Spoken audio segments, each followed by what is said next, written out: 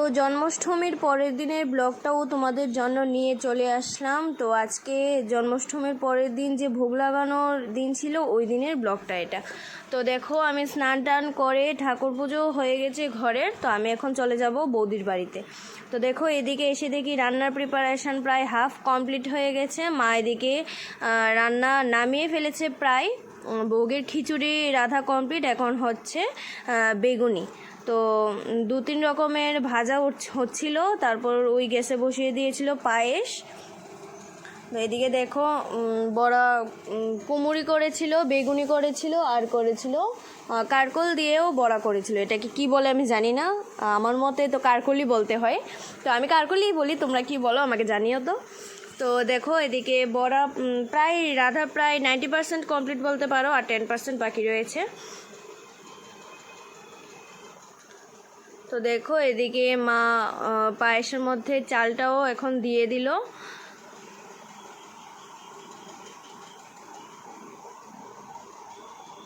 তো তারপর ভাবলাম একটু গোপুরার সাথে একটু দেখা করে আসি। তো দেখো ওরা পুজো টুজো একবার খেয়ে অলরেডি বসে আছে সুন্দর করে ফুল টুল দিয়ে সাজুগুজু করে।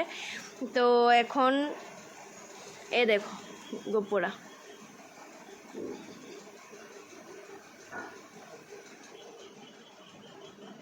তো দেখো এদিকে ভাজাও প্রায় হয়ে এসছে, আর এই দেখো খিচুড়িটা আমি আসার আগেই নেমে গিয়েছিল।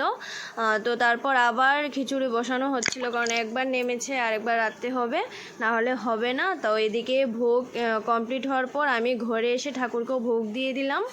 তো এদিকে ভোগ দিয়ে তারপর ওইদিকে গোপালের জন্য ভোগ দেওয়া হবে আর কি। তো ঘরের ঠাকুরকেও আমি দিয়ে দিলাম, দিয়ে আমি চলে গিয়েছিলাম। এখানে এসে দেখি গোপালের জন্য ভোগ বাড়া হয়ে গেছে প্রায়, এখন একটু ভাজা টাজা সব কিছু দিয়ে সাজানো হবে।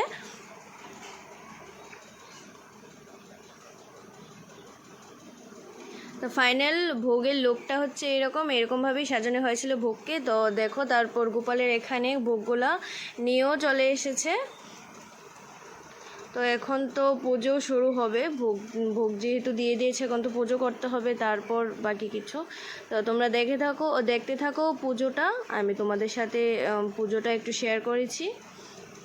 তো সাথে ছিল এদিকে পিঠে, লুচি, মিষ্টি, এসব তো ছিলই, আর সাথে ফল টল তো ছিলই। তো এই দেখো ভোগ দেওয়ার পর ঠাকুর ঘরের ফাইনাল লুক।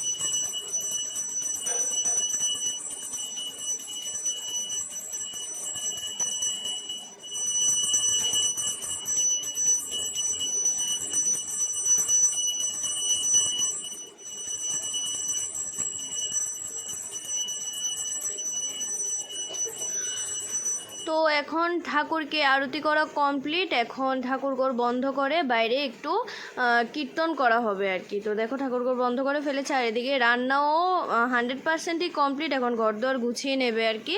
তো দেখো আরেকদিকে খিচুড়িও নেমে গেছে, আর এদিকে কীর্তনও শুরু করে দিয়েছে।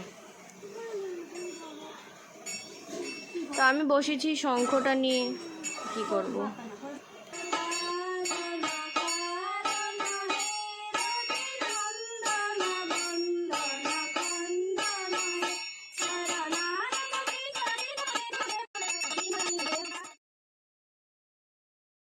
তো এদিকে কীর্তন প্রায় শেষ মুহূর্তে, আর এদিকে দেখো আমার ভাইজিটা কি করছে, আমি ভিডিও করছি দেখে ও ভিডিও করছে, ভিডিওর মধ্যেও কথা বলছে, হাই হ্যালো গাইস এইসব বলে ও কথাও বলছিল প্লাস ভিডিও করছিল। এই দেখো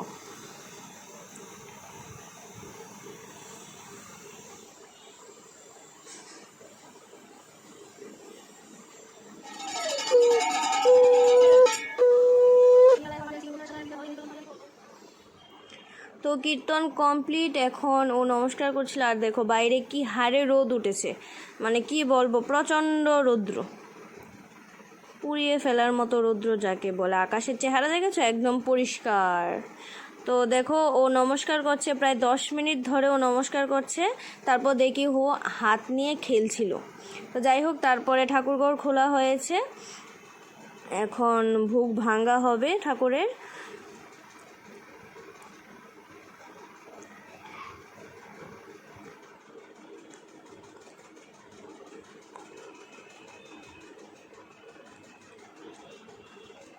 তো এখানে আমার দাদিও চলে এসেছিল ঠাকুরকে প্রণাম করার জন্য।